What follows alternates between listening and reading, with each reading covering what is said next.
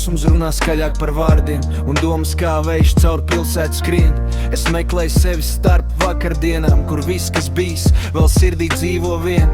Es gāju caur dienām ar jautājumiem kabatā, ar sapņiem, kas dažreiz izslīd no rokām, bet kaut kur manī vēl deg tā sajūta, ka ceļš vēl nav beidzies, tas tikai sākas no jauna. Un es celšos vēlreiz ar gaismu sevi klusā, jo katrs solis, ko spēru, man tuvāk ved uz mājām.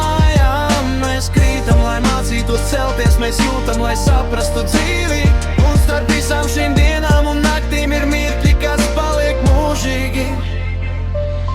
Tas acis, tas smaids, tie brīži, kas silda no iekšas, kad pēkšņi viss kļūst vieglāks un sirds atkal tik sev.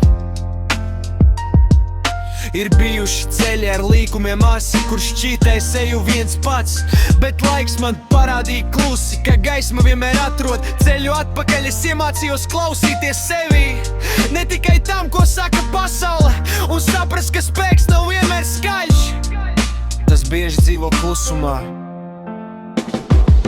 Un es celšos vēlreiz ar gaismu sevi klusā, jo katrs solis, ko spēru, man tu atved uz mājām. Mēs krītam, lai mācītos celties, mēs jūtam, lai saprastu dzīvi. Un starp visām šīm dienām un naktīm ir mirkļi, kas paliek mūžīgi.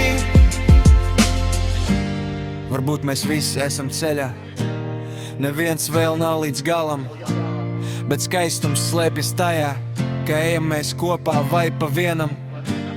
Un katrs maz brīdis, kas silda, ir vērtīgāks par visu citu. Tas iemāca sirdī atcerēties, ka dzīve tomēr ir skaista. Un es eju vēlreiz pār sev un bailēm, jo katrā jaunā dienā ir iespēja sākt no jauna.